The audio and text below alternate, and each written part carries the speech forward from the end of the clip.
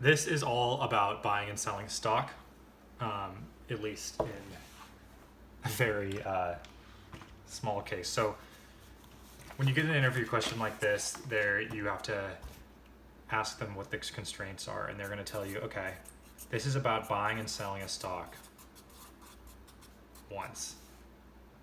Like, okay. And the constraints that come with that are that you can only buy once and sell once, and the buy must become before the sell, and then you do have to buy and sell, so no hold orders.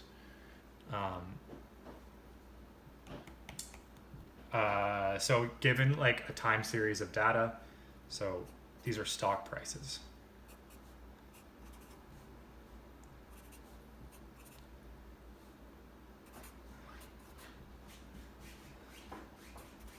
There's a guy washing my windows right now. I'm trying to ignore him. So, these are really dollar amounts. But you could say, okay, if I'm trying to maximize profit, which is the point of this question, you would say, okay, I guess I would just buy at 8 and I would sell at 15 and I would have a profit of 7. And you'd be right. That is the way to calculate the max profit.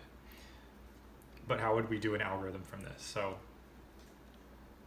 there's a few ways. One way would be to compare every single buy-sell combination,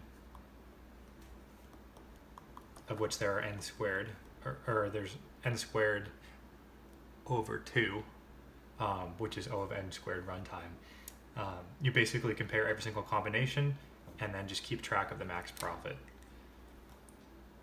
So there is an n squared runtime, and that would actually be in place. So you bring that up to your interviewer and say, okay, but we can do better. And he's like, okay, how can you do better? So let's, right off the bat, let's try and get it to an O of n runtime. Let's see what we can do. So you might say, okay, what if I keep an array right below,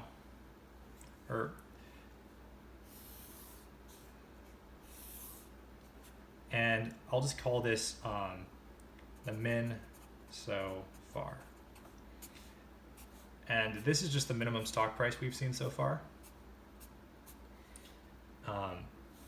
So at this point, it would be 12 and then 11, and then still 11 because it's just a min function.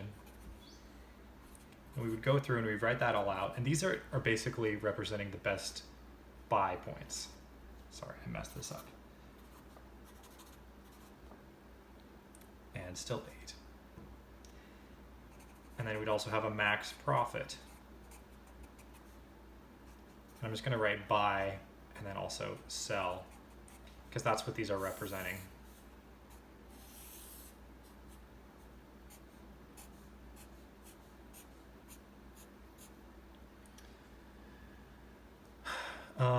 At this point, you really wouldn't have a value. Let's just put it as 0. At this point, if you bought at 12 and sold at 11, you would lose $1. So, but that's less. So we're going to still say 0. And then at this point, if you had bought at 11 and sold at 13, which really is just comparing these two values, you would have made a profit of $2. So we're really just taking the max of whatever the current value is, so 2, and this minus this. Current price minus the min we've seen so far. So if we go through and write that out,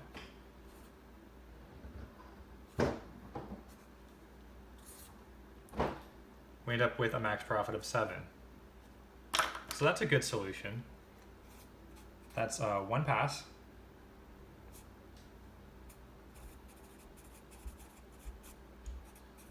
And but we had O of n extra space.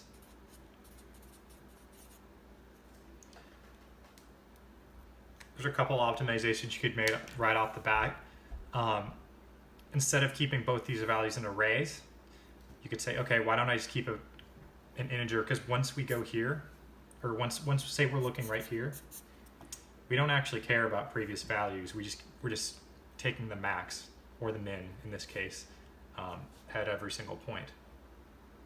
So you could actually remove one or both of these arrays and turn this into O of one space.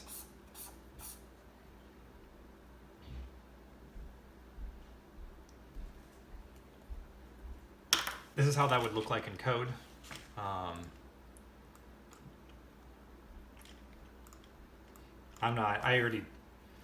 I would just write this out, but I would recode this out, but it's pretty intuitive. The max profit you've made so far is 0.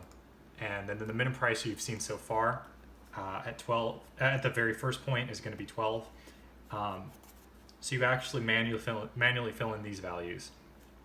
And then you just update them. So the min price is it's very intuitive, whatever it currently is, or whatever the price is. And then the max profit is whatever the current price is, minus the min price. And then you just return max profit so far. So that's buying and selling stock once. If you get it quickly, your interviewer might throw in a second question, which is a little more tricky. And that's buying, selling stock 2 times. And the constraints are similar. You still have to buy twice and sell twice, but this time it would be a much harder question if without this other constraint, which is that the first buy-sell combination must happen before the second buy-sell combination, and you must, buy twice, sell twice. For example, you could buy 12, sell on 13, and then also buy on 13 and sell on 14 if you were so inclined. And your profit would be 2.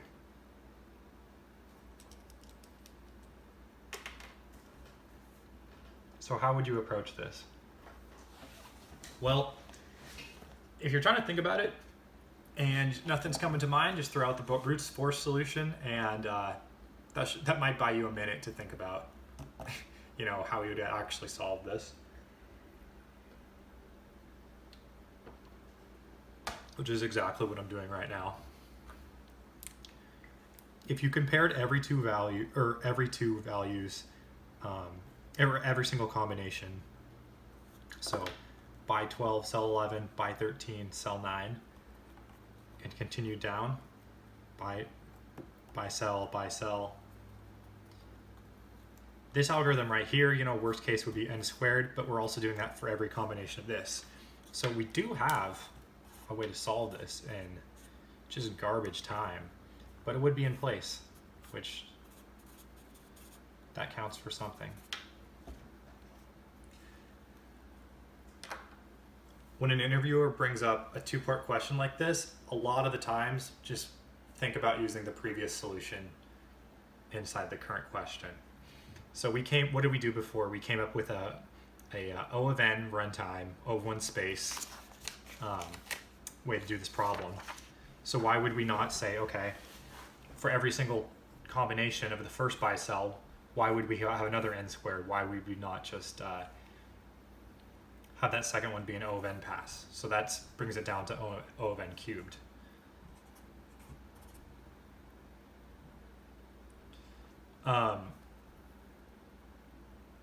So that's better.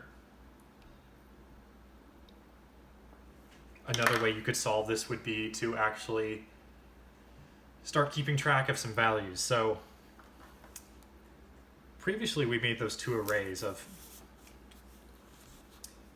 the min so far and the max profit. So we might have to start letting off on this O of one space if we're going to get closer to a solution. So let's write out the max profit. So think of that as the first cell. But we'll just call that profit.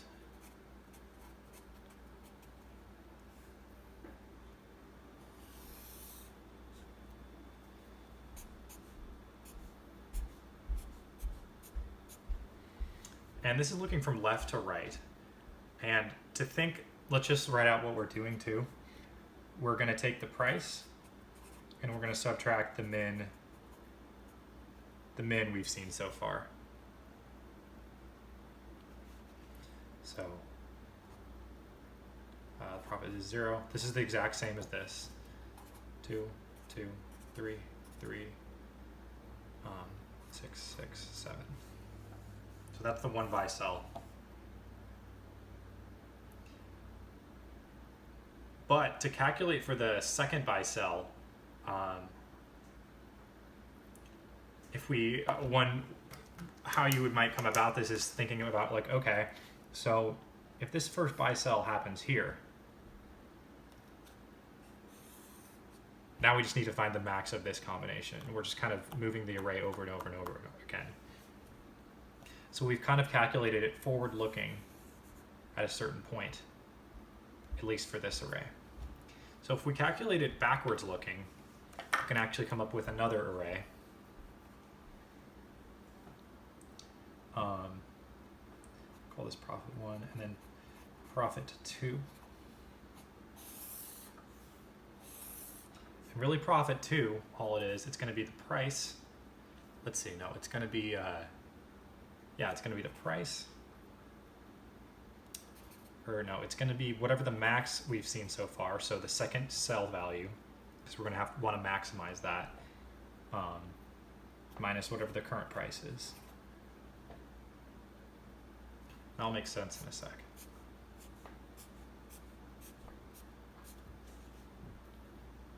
So going from right to left, whatever the max we've seen, it's going to be the exact same thing as what we did here. So the max profit is going to be 0.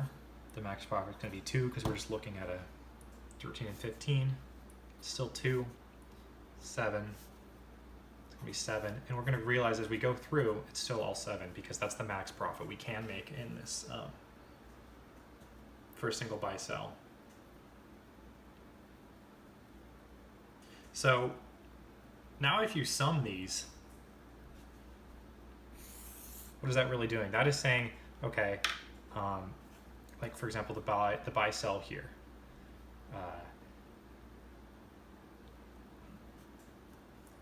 I guess these would be the valid bounds because the first buy sell has to happen here and the second one has to happen at least here. But the value here, all it's really saying is that if we bought and sold here and then bought and sold here, this is the best we could do. We could have made 9 profit. Same here, but it would be through 12 and 9 and 12 through 15. What would that actually be? That would be we bought here, sold here in this interval, and then bought here and sold here in this interval, which we've already done the work for. So if we keep summing these up, we realize that the max value is 10, and that's the max profit we can do. That's a much better solution because it runs in O of n time,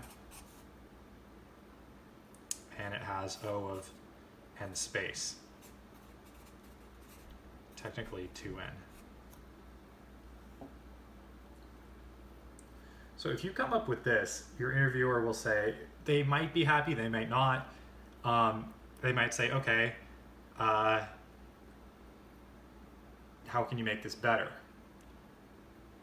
And they probably won't, but for an extra credit type situation, you might want to bring this up. And it's very possible that your interviewer hasn't heard of this solution, so be prepared to explain it because just writing code definitely won't do it justice.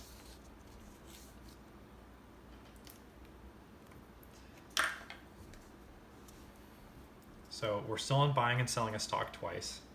See, we have 12, 11, 13, 9, 12.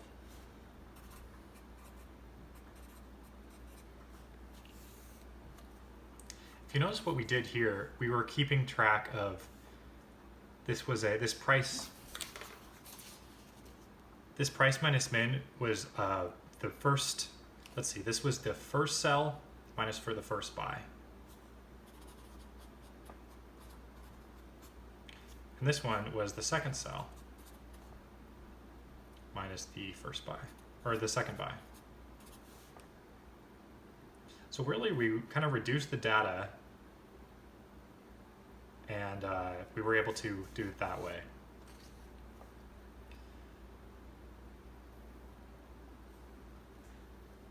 Say we write it out, or we write out, okay, so we know, basically I'm just going to tell you, there is a way to do this in one pass in O of one space, which is pretty good.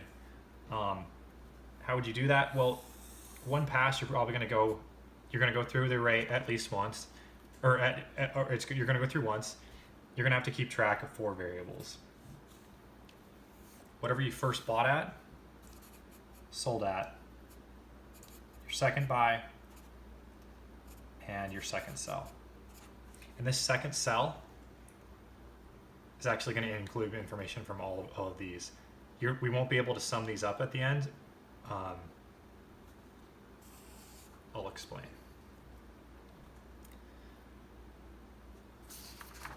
I do need my notes though.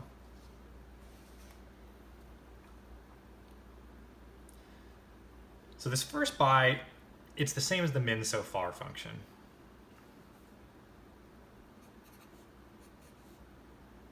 That we did in both the buy sell once and 2 times.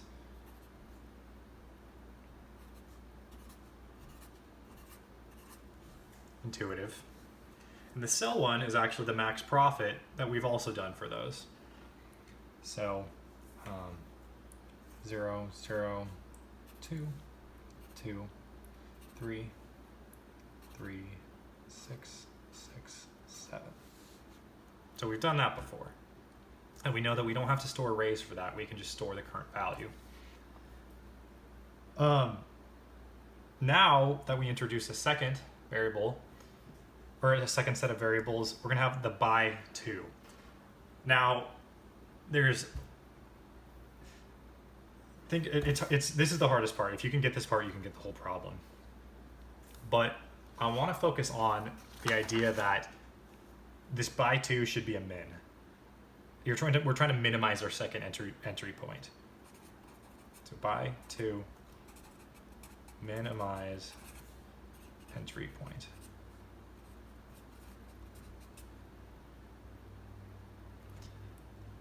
Think about at each point.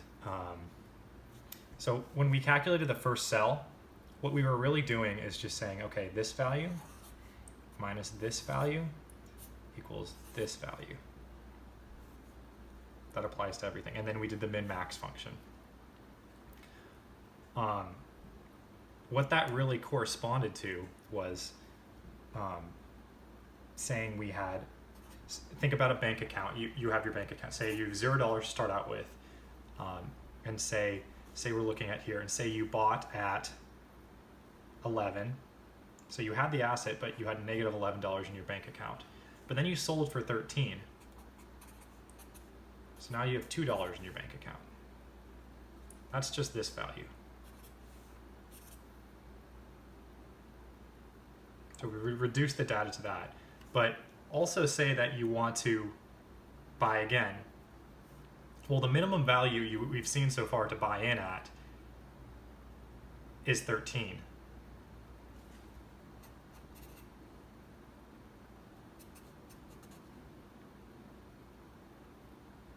So this value, all this value is really saying, what's the smallest entry point we've gotten in that?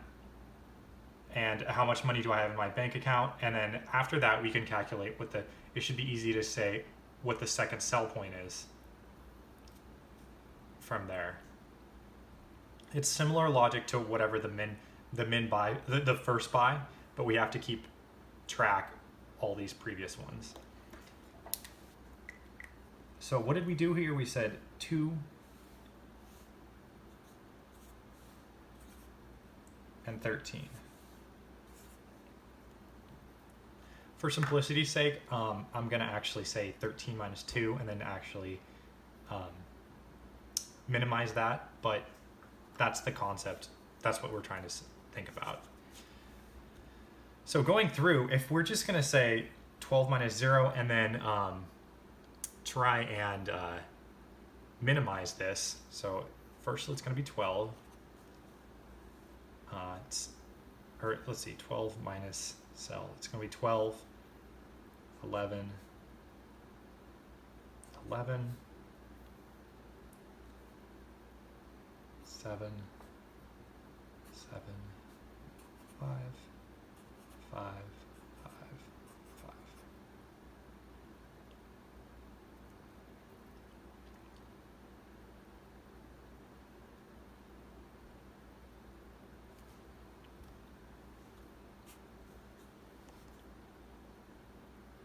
This second cell value, all that is, it's going to be, so we basically encoded all these values with the profit to be made after a buy sell, or after our first buy sell. So this second value, so what did we do? We said 13 minus this equals this. For the second cell, all we need to do is take the current value and minus our second buy price from that, and then take the max. So it'd be 0, because we're just doing 12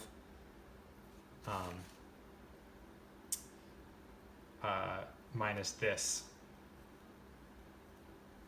and we're just trying to maximize that.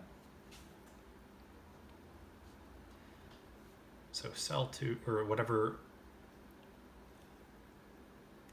And another way to put that would be, if this is our second buy price, and this is our sell price, and this is our buy price, we're just trying to maximize that. So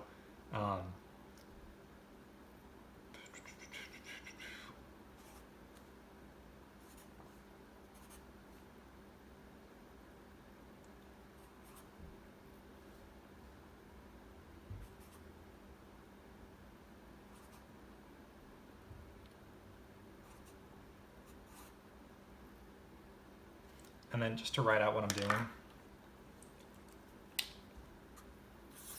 12 minus 7 equals 5 for each of the cases. And then this last value that we've calculated is our max profit after 2 buy sells. And in this value that we've encoded, it actually contains, this, which we've reduced to this, which was the first buy price. And then we've also said, okay, our second sell price, whatever the price currently is at. So I'll say, take this example right here, 13. We're just going to subtract that from whatever price we bought at, 5, 8, and it's not 8 because we did the max function earlier, but so it would be max of 8 or 9. And then so that means the max profit we could have made if we only went this far would have been 9. So that is the O of N, one pass, runtime solution. It's tricky. I don't think I explained it super well, but pictures do help. O1 space. Let's code that up.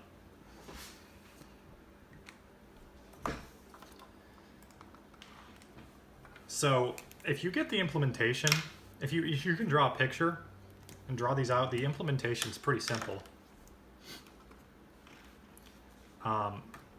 We had 4 values. We had our buy 1. We had our buy 2, or I guess I'll do it in order. Sell 1 and then double sell 2. Our cells, we don't know what those are yet. But our buys, we know we're going to be trying to minimize those buys. So let's say double dot max value. So we'll constantly be updating those.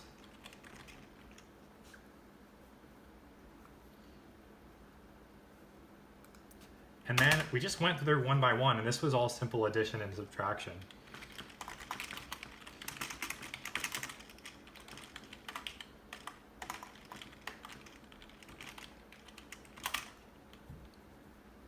how do we calculate buy one? So that was just the min so far. So buy one equals math.min, whatever it currently is, and whatever the current value is. Sell one was just the max profit we've seen so far from a single buy and sell. Let's see, whatever it currently is, which will be 0, so that's good. And then whatever prices.get at I minus the first buy. So that's pretty much the exact same from earlier. Now we have to do buy two, which was just the current price minus the first sell price. And we're going to want to minimize our second buy. So current price, or whatever it is currently, buy two, and then calculate, we're going to encode that value. So prices.get at I minus sell one, prices.get at I minus sell one. Try to make that value as small as possible. And then sell two is just going to be, we're going to try and maximize that. So sell two, and then, whatever the current value is versus whatever we bought in at for our second buy. And sell two is really just our max profit. So we're going to return that.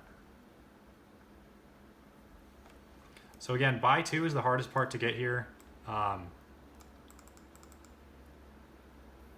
If you look at these pictures, really, to get each of these rows, you're just adding more and more into it. You could keep going, I believe. I'm not 100% sure on this, but I believe you could keep going with even more buys and sells. You might have to keep track of boundary conditions, but you can see that we passed all the tests. So this is the O of n, one pass, and O of one space solution for buy and sell a stock twice.